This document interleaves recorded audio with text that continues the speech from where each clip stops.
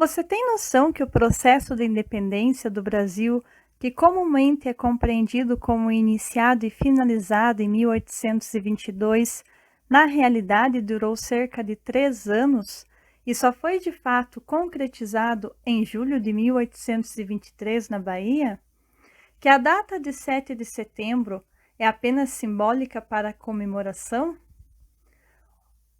A seguinte narrativa retrata uma descoberta realizada pelos pesquisadores José Murilo de Carvalho, Lúcia Bastos e Marcelo Basile, distante ainda do conhecimento escolar e que permaneceu por muito tempo velado entre as gavetas da Biblioteca Nacional.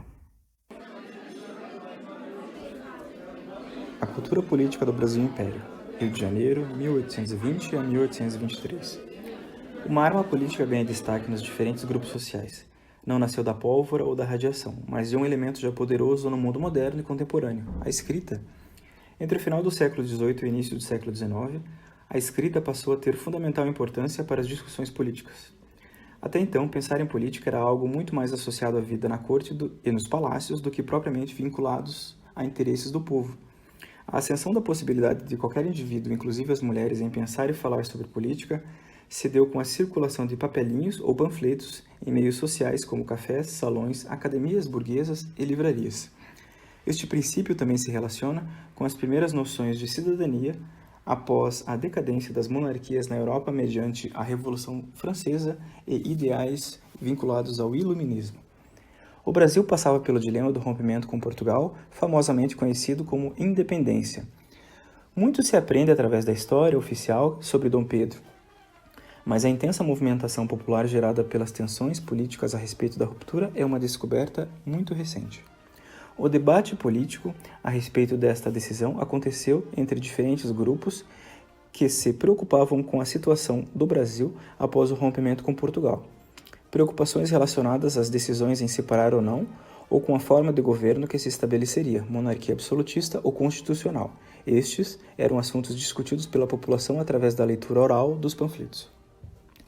A prática de comunicação era inovadora para a época, pois permitia que um maior número de pessoas escutasse as mensagens e fossem influenciadas ideologicamente por diferentes pensamentos políticos, a favor ou contra a independência, sem que houvesse a necessidade de uma alfabetização em massa. Haviam muitos panfletos que poderiam ser comprados ou adquiridos gratuitamente em duas modalidades, manuscritas e impressas. Por pertencer a um universo popular, tinha um formato adequado para o rápido manuseio, sempre possível guardar em seus bolsos, dos paletós ou das calças, e muitos tinham até inúmeros equívocos ortográficos.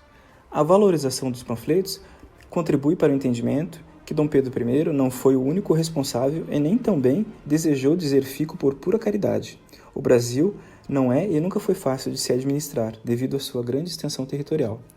Dom Pedro I estava disposto a voltar para Portugal e sua permanência consolidou-se pela coleta de mais de 8.000 assinaturas de homens da elite de São Paulo, Rio de Janeiro e Minas Gerais.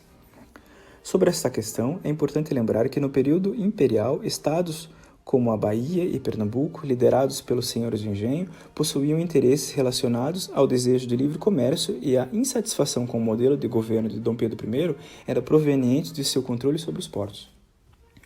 Assim, São Paulo, Minas Gerais e Rio de Janeiro estavam unidos pelo desejo da existência de um poder a favor do fortalecimento da família real.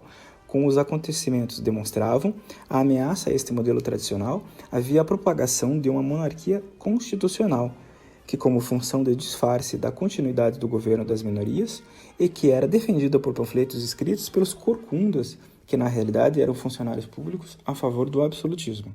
Já o Rio Grande do Sul se caracterizava pela inspiração republicana que percorria todo o restante da região, tendo uma atuação revolucionária que, entre outros acontecimentos, é destacado pela Guerra Cisplatina, em que o Brasil perdeu o território do Uruguai. Com todos esses interesses, os panfletos se espalharam por todos os lados com grandes referências na Bahia, Rio de Janeiro e Portugal, pois o porto tornava-se um potencial de circulação. A existência desses escritos desmistifica a característica passiva e alienada do povo brasileiro perante a independência e aprofunda o entendimento de que este processo não foi simples e nem tão rápido como a história oficial transmite ser.